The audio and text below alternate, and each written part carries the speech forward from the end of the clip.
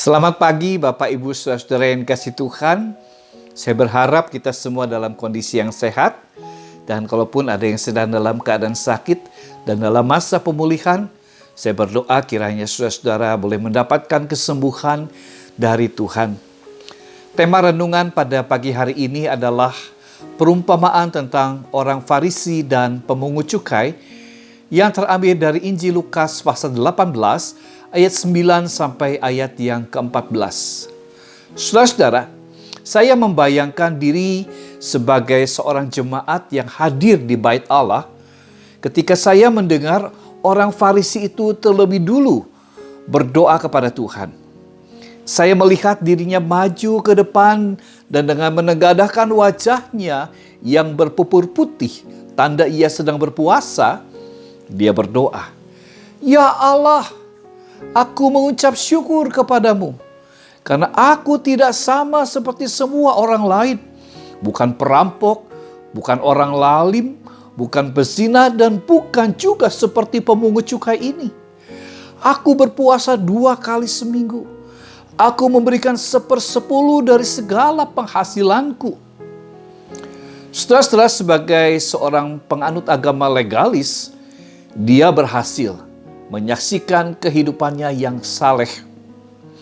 Dan jika kesalehan itu ukurannya adalah dapat memenuhi aturan-aturan dalam hukum Taurat, sungguh ia berbangga, kalau tidak mau dikatakan sombong, dengan pencapaian kewajiban ritualnya.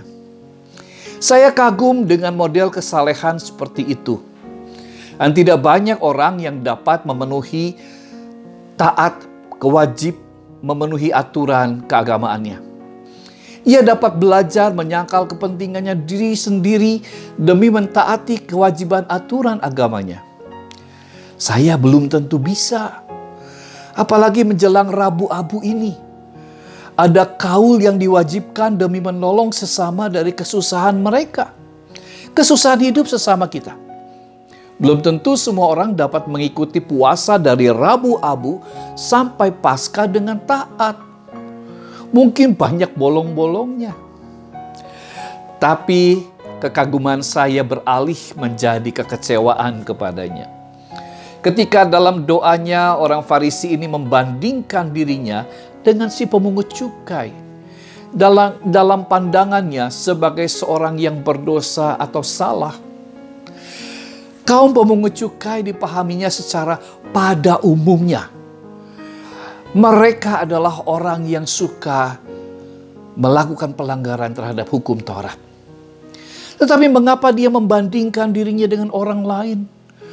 Apakah ia merasa dilupakan Tuhan?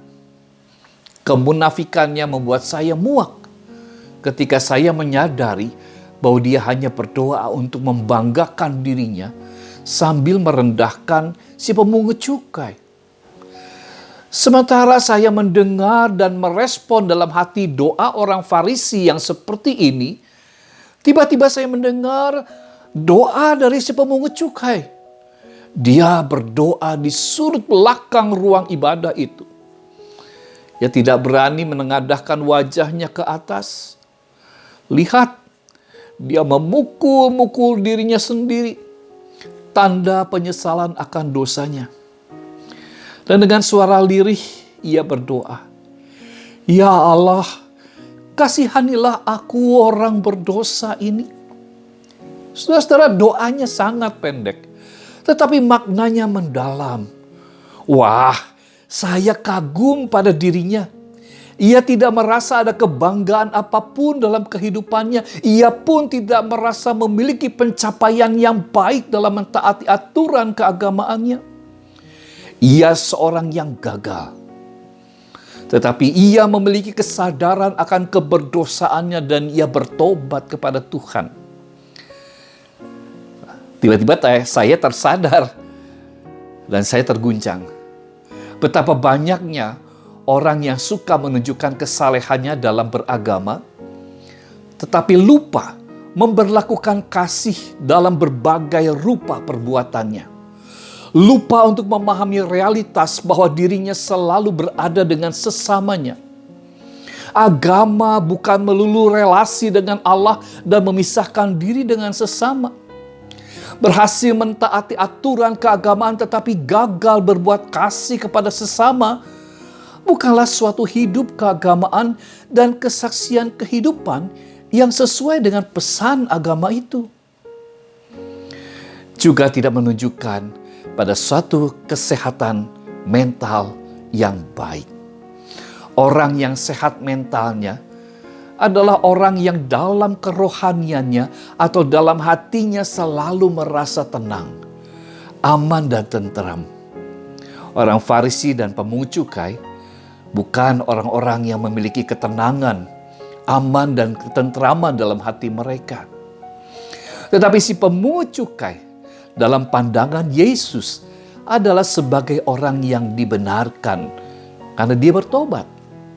Artinya dia menerima pengampunan Allah. Hati yang gelisah dan merasa bersalah diperdamaikan dengan Tuhan Allah.